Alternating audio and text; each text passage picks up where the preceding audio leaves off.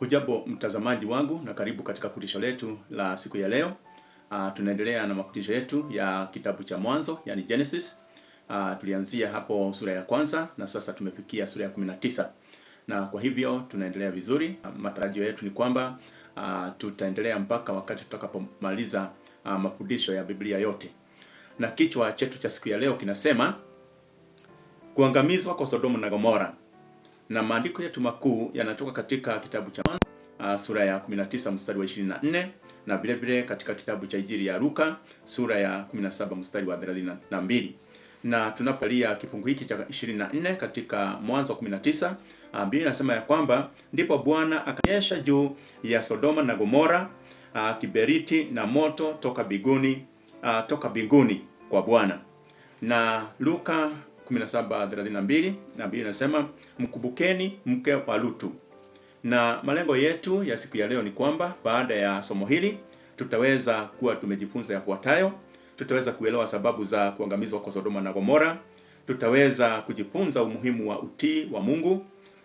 Tutaweza kutambua hatari ya kushikamana na dunia kuliko Mungu. Tutaweza kuelewa rehema na haki ya Mungu, na vile vile tutaweza kumuona Yesu Kristo kama mwokozi wa wale wanaomwamini.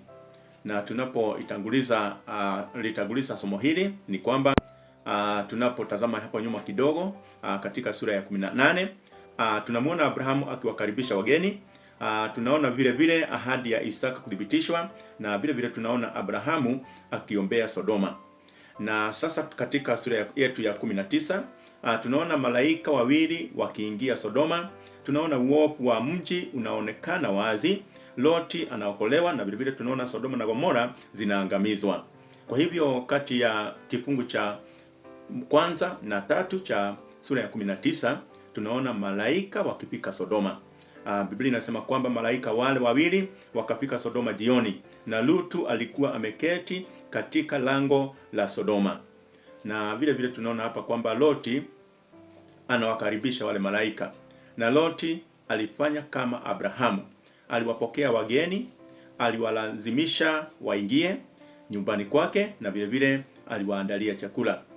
Na somo muhimu hapa ni kwamba hata katikati ya mazingira mabaya, Loti bado alikuwa na hofu ya Mungu kwa kiwango fulani. Na kati ya kifungu cha 4 na 11 tunaona uovu wa Sodoma. Wanaume wa Sodoma walizunguka nyumba ya Loti na walitaka kuwafanyia wageni vitendo vya uasherati.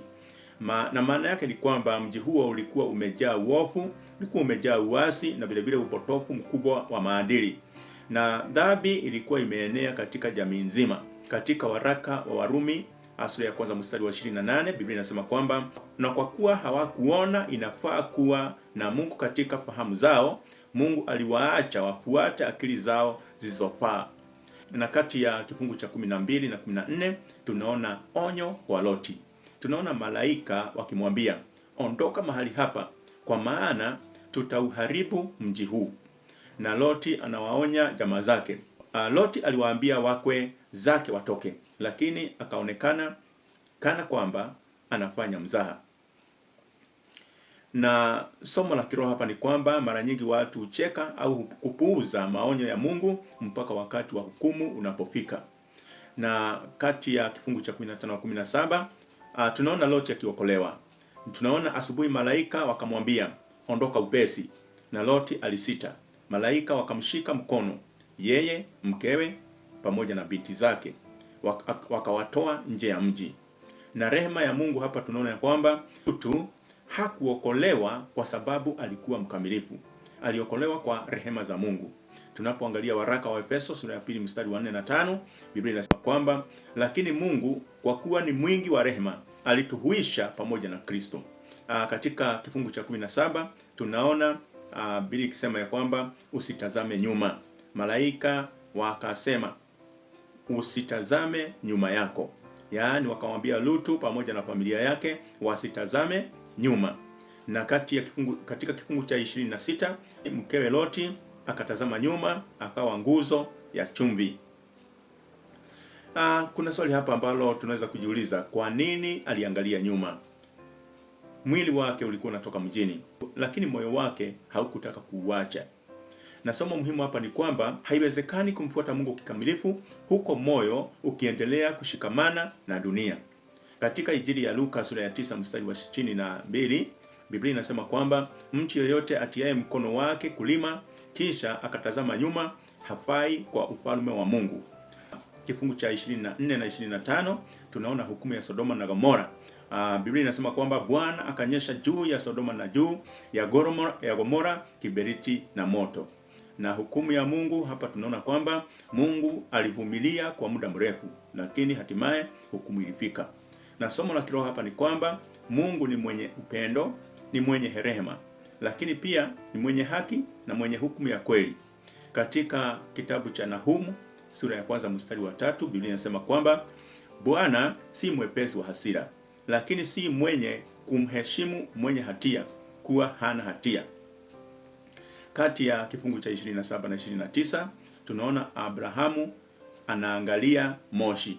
Abrahamu akaona moshi ukipanda kutoka nchi ile, lakini Mungu alimkumbuka Abrahamu akamuokoa Loti.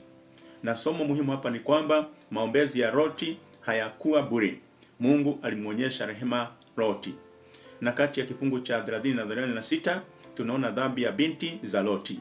Baada ya kuokolewa, binti za Loti walifanya mpango mbaya, wakamlevya baba yao. Kutokana na tukio hilo walizaliwa Moabu pamoja na Ben-Ami, ambao walikuja kuwa mababu wa Moabi na wa Amoni. Dhambi za Sodoma zilikuwa zimeacha athari katika familia ya Loti. Na tunapoangalia Kristo katika Mwanzo 19 tunaona ya kwamba Loti aliokolewa kutoka hukumu iliyokuwa inakuja. Na hii ni mfano wa wokovu ambao Yesu Kristo hutupatia. Kama vile malaika walivyomtoa Loti nje ya mji uliokuwa unaangamizwa, Yesu hutuokoa kutoka hukumu ya dhambi. Na katika waraka wa Thessalonika wa kwanza sura ya 1 mstari wa 10, Biblia inasema kwamba Yesu atuokoaye na ghadhabu inayokuja.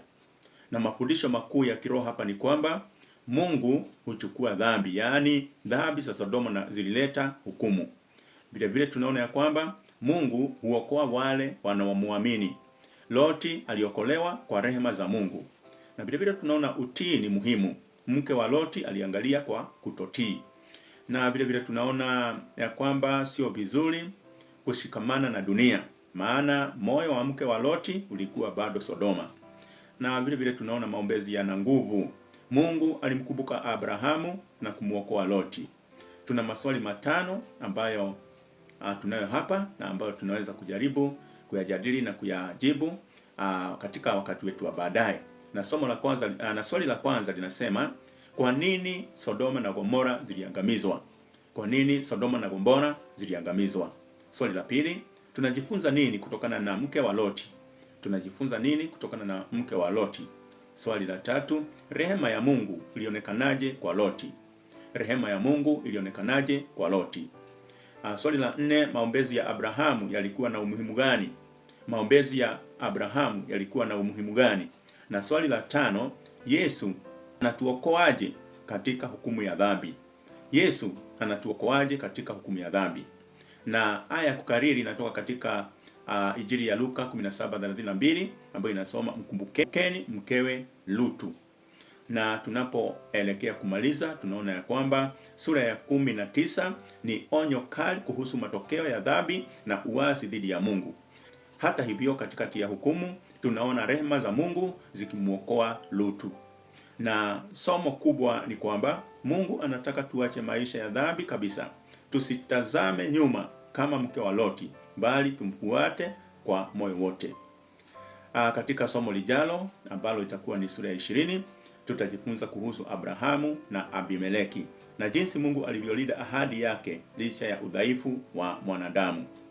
Na hayo ndio tulikuwa nayo kwa siku ya leo. Tumejifunza mengi kuhusu Loti pamoja na mkewe pamoja na miji hii miwili ya Sodoma na Gomora. Tunaona Mungu akikumbuka maombi ya Abrahamu ambaye alikuwa amejua ya kwamba Sodoma itakuja kuangamia, na kwa hivyo akaweza kuwa anamuombea Loti ambaye alikuwa anaishi katika mji wa Sodoma. na hatimaye tunaona wale malaika wakienda katika miji hii, katika mji wa Sodoma ambapo walikaribishwa na Loti, na vile vile baadaye tukaona wakiwaomba waweze kutoka katika miji hiyo na pamoja na familia zao.